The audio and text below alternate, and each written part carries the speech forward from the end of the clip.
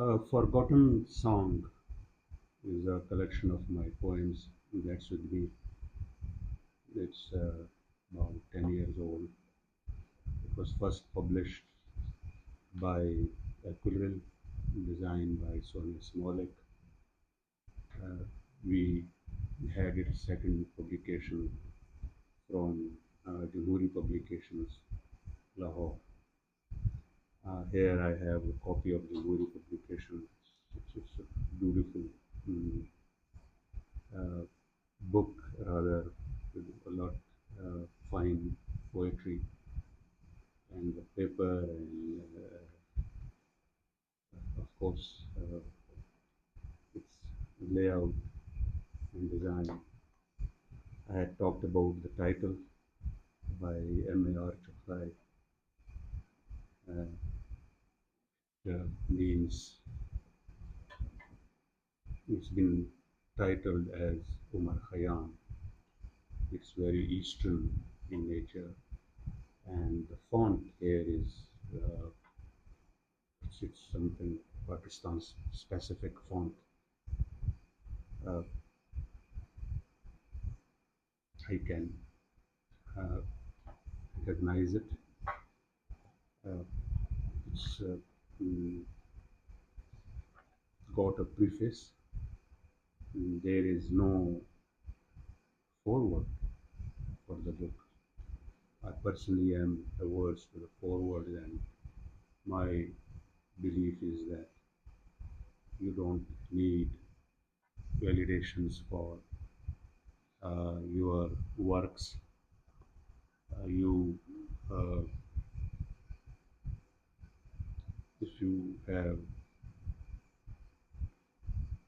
the uh, confidence of just saying that what you have written is art, so that is art. There may be some compliments, of course, complimentary forewords, or the books are always there for critical reviews.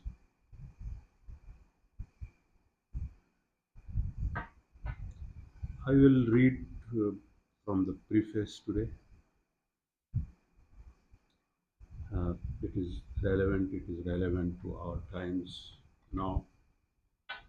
The decay, the literature that we have, and it's not only about the literature. It's about all the institutions. It's about all the life that we carry on. Uh, that time, it just came to my mind, and I'm reading the preface as it is. Uh, Preface. Generation of 98, according to Raymond Carr in his work Spain 1808 to 1939, was an intellectual movement of writers and poets in Spain. After the Spanish-American War of 1898 and lasted for about 2 decades. It alluded to the moral, political, and social crisis in Spain. The intellectuals included in this group are known for their criticism of Spanish literary and educational establishment, which they saw as having characteristics of conformism, ignorance, and lack of any true spirit. Some similar situation is faced by the writers and intellectuals in this region during the first half of the 21st century. While the Latin American crisis has been termed magic realism, there is no definition of what is happening in this part of the world. I thought that it could be named augmented reality because the events which are of great historical significance are happening with great rapidity, and a common human being with limited understanding and access is immensely suffering.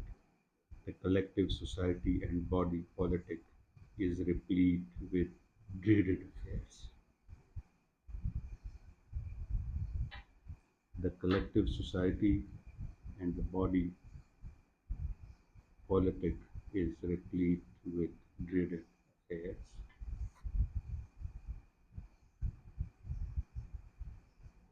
I do not want to be suggestive beyond a brief introduction which I am writing for this book, A Forgotten Song. It dwells upon certain areas of human concern, though a self expression or giving voice to what others might be feeling. The scheme is not with any intended meaning. Poets often deal with what most concerns them, their beliefs, loves, fears, and hopes, says Richard Gay. These poems were mostly written in 2012-13 during my posting in Islamabad. They have been randomly picked by Sonia Smolik of Aquarel, Belgium, who also chose the title and front cover of the collection. It was published by them in 2013. The collection includes some poems from my other works too. Upon seeing the book, I decided to publish it locally, means within the country, to make it available to the readers in Pakistan. My thanks to Jacqueline D. Allen, Springfield, Virginia, USA, and Professor Qasim Khan for their encouragement. My thanks are also due to Mr. Farooq Sohail Goendi of Jamhuri Publications Lahore for rendering the book a beautiful way. Uh, Sadiqullah Khan, Islamabad, October 15, 2013. Professor Qasim Khan comes here. He's a friend, he's retired now. He'll be happy to know that he has been mentioned in my foreword.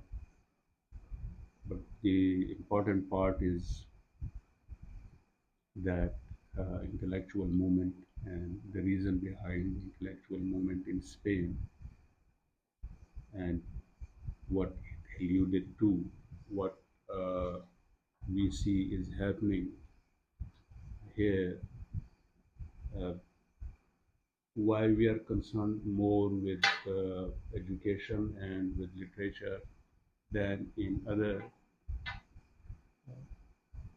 areas like politics, like economics, like infrastructure, because it shapes the minds and it shapes the future.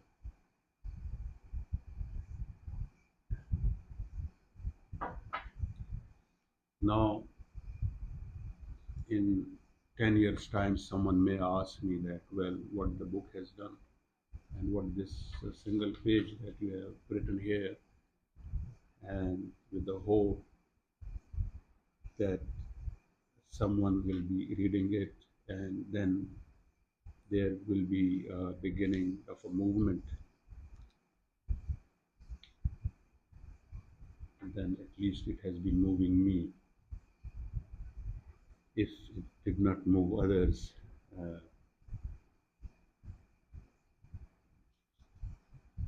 it made me a cause. Uh, I have not picked any special poem, but there is a poem, its title is Autumn Leaves.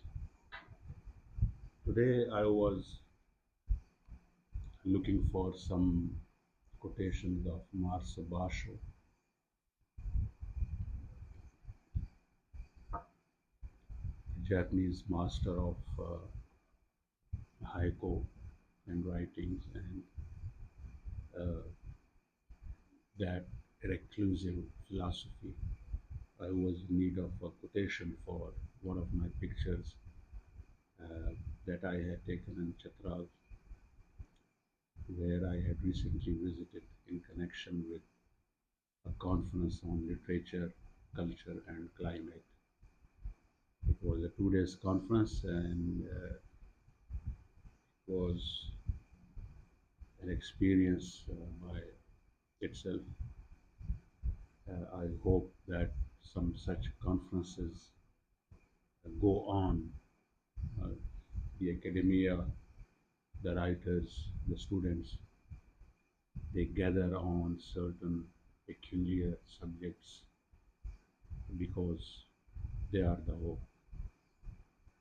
the level of literacy in our country and the will of the policymakers that we know, but still we can uh, talk about certain issues uh, to the extent of our imagination, or we can propose some policy intervention.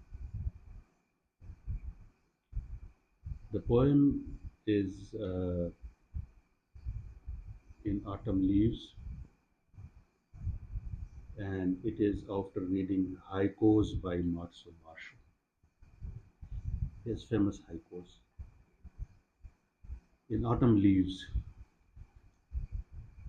between the pond, the frog, and the sound of the splash, a silence, a journey through a narrow path in the recluse footsteps, bamboos and ivies grown in harsh winds, explaining the bereaved lover's woes as pearls in tears.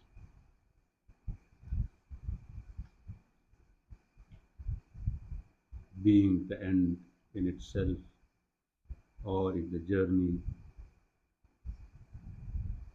or is the journey itself an end in autumn leaves, looking for bones in the flesh of soft skins, a somewhat blacksmith's blows on molds, receiving smiles on woven words and etching actually of no worth,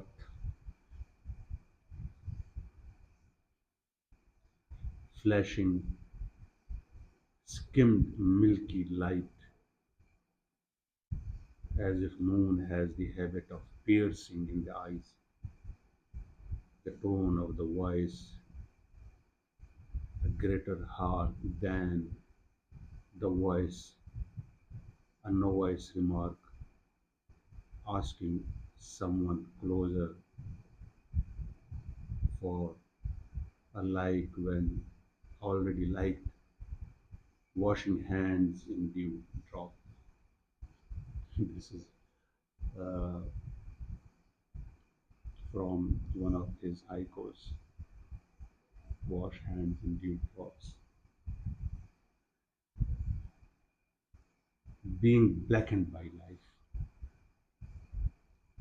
hands blackened by life and washed in dew drops. That's much so. Basho saying, learning the virtues of understatement and elegant simplicity. Learning virtues of understatement and elegant simplicity, of a nourished soul and respect for nature and humanity. I still remain between the pond, the frog, and the sound of the splash. The last line ends again with a haiku of Matsu Basho when he says that a frog jumps into the pond. There is a splash and then there is silence. One of the most read, most translated haiku by any writer and with a different, various translations frog jumps into the pond, there is a splash, and then there is silence. That's the haiku. Uh, that's about the autumn leaves. Uh, it is related to nature. We also have some other poems here, but end with this. I end with this poem of Marso Basho and some reading and the generation of 98. In 2021, I started a group that was a Facebook group in the name of Generation 21. And we, the writers and the poets, are often led by wishful thinking.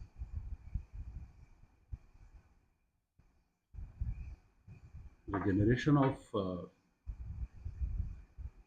21, well, that did not pick up, but when I see it close, when I have been talking to some of my friends and all that activity that has been going on regarding writings and literature and poems, we are already in some sort of a generational movement which is going on. With that, thank you for patiently uh, listening to me and watching me read the text and the poem.